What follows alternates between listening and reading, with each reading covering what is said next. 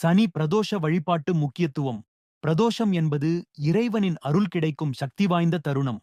வளர்பிறை மற்றும் தேய்பிறை திரையோதசி மாலையில் 4 முதல் 6 வரை சிவபெருமானை வழிபடுவது பிரதோஷ வழிபாடு. அந்த நேரம் தேவர்களும் தரிசிக்கிற சிறந்த நேரம்.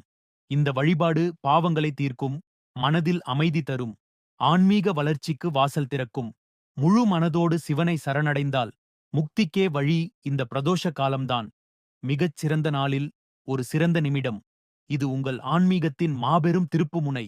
சனி பிரதோஷம் என்பது சனி பகவானின் கருணையும் சிவனின் அருளும் ஒரே நேரத்தில் கிடைக்கும் பக்தி தருணம்.